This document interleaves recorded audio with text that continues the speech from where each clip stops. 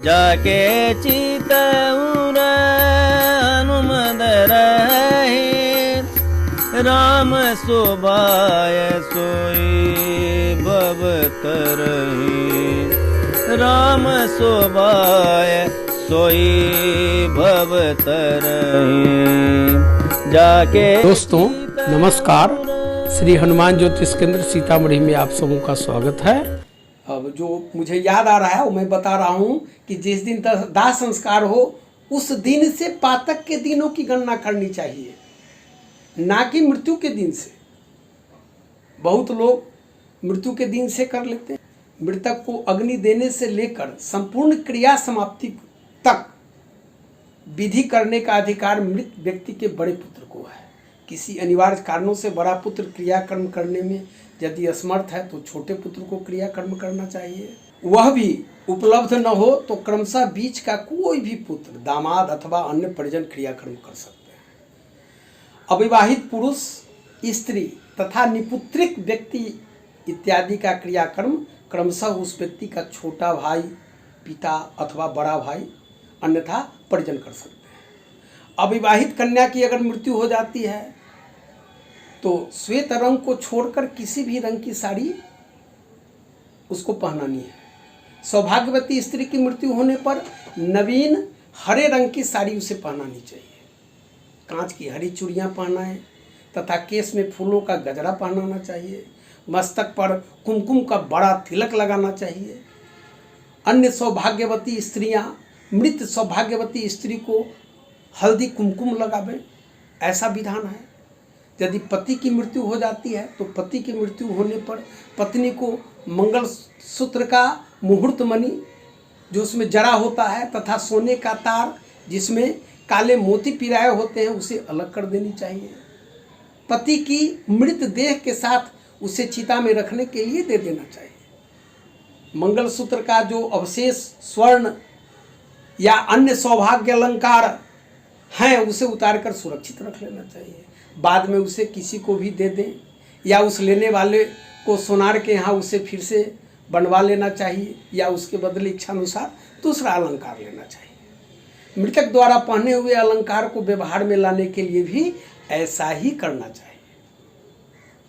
दाह संस्कार में कर्ता आगे जले तथा उपले डालकर उस पर अंगार अथवा कर्पूर की सहायता से जलाई हुई अग्नि वाली मटकी दाहिने हाथ में पकड़े रहना चाहिए। कर्ता बाएं कंधे पर जल से भरी हुई मटकी लेकर चले। दाह संस्कार से पूर्व मृतक के पैरों के बांधे गए अंगूठे को निश्चय ही खोल देना चाहिए। चिता पर समर्पित करने के पहले याद रखें, मृत देह के यानी पुरुष हो तो सिर की ओर अथवा स्त्री हो तो पैरों की ओर एवं घड़ी की सुई विपरीत दिशा में घूमते हुए सर्व ओर से चिता प्रज्वलित करें। चिता प्रज्वलित करने के लिए लाई गई अग्नि पर नारियल की कोई टहनी जलाकर उसका उपयोग करना चाहिए। दाह संस्कार में शामिल लोगों को चाहिए कि सब जल जाने के बाद, शरीर जल जाने के बाद 3 लकड़ी दाएं हाथ में और 2 लकड़ी बाएं हाथ में। बहुत सारे लोग गलती करते हैं कि 3 लकड़ी बाएं में रख लिए, 2 लकड़ी दाएं में रख लीजिए।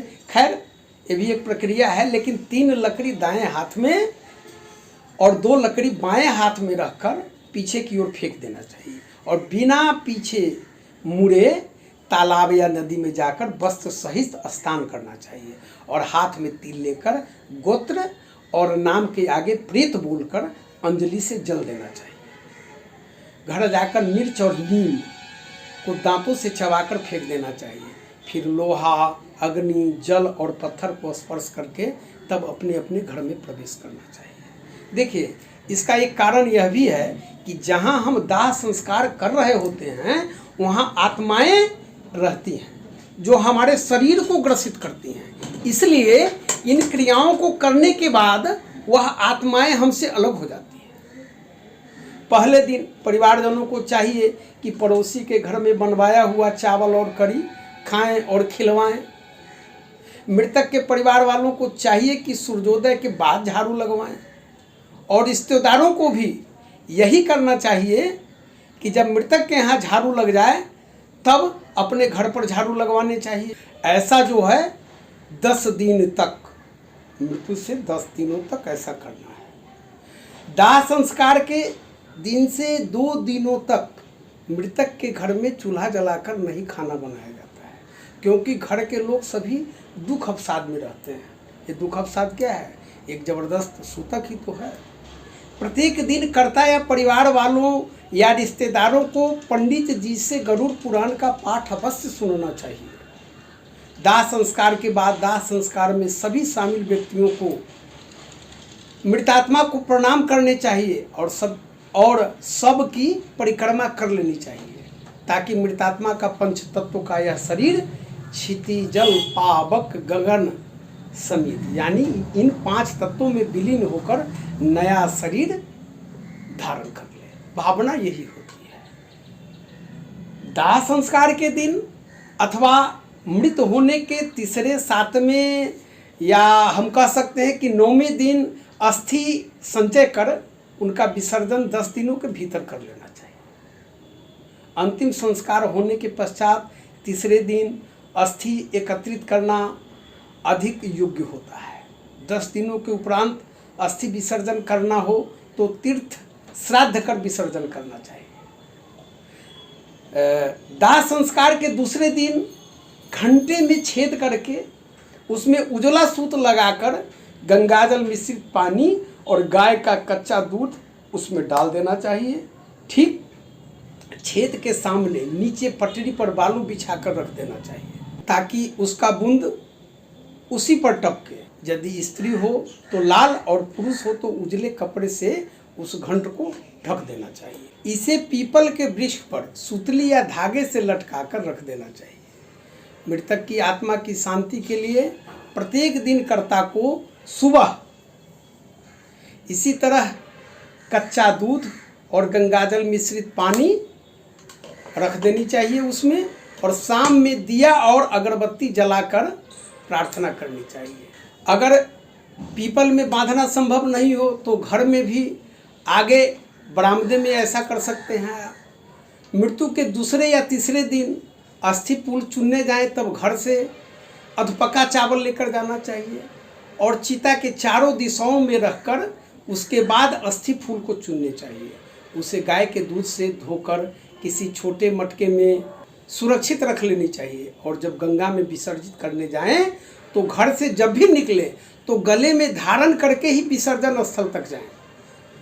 गंगाजल में अस्थियां विसर्जन करने जो लोग गए होते हैं वह सीधे घर उनको वापस नहीं आना है, ध्यान रखिएगा। उन्हें सबसे पहले विसर्जन के बाद किसी पीपल के वृक्ष के नीचे खड़े हो जाना है। तत्पश्चात घर की मृतक के परिवार की जो महिलाएं हैं उन्हें वहाँ कीर्तन भजन गाकर घर लाना है।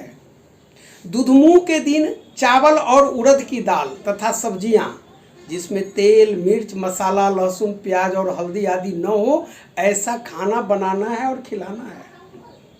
इस नियम का पालन 10 दिनों तक अवश्य ही करें, जब तक कि मुंडन संस्कार न हो जाए। कर्ता को सदैव पीतल का लोटा, लोहा और गर्दन में श्वेत वस्त्र का अटरिया 10 दिनों तक धारण करना होता है। ऐसी मान्यता है कि 10 दिनों तक कर्ता को गो हत्या, ब्रह्म हत्या जिसे हम कहते हैं, ऐसा सूतक लगा होता है। इसलिए उन्हें किसी भी व्यक्ति या वस्तु को नहीं स्पर्श करना चाहिए। दोस्तों, यदि आपने मेरे इस YouTube चैनल को अगर सब्सक्राइब नहीं किया है तो निश्चित रूप से सब्सक्राइब लाइक करते हुए और ज़रूर से ज़रूर शेयर करें, ताकि घर बैठे आपको ज्योतिष से संबंधित सभी विधाओं के अंतर्गत आपको समस्त जानकारियाँ प्राप्त होती रही, आपको कहीं जाना नहीं पड़े। बस संस्थान का उद्देश्य भी है।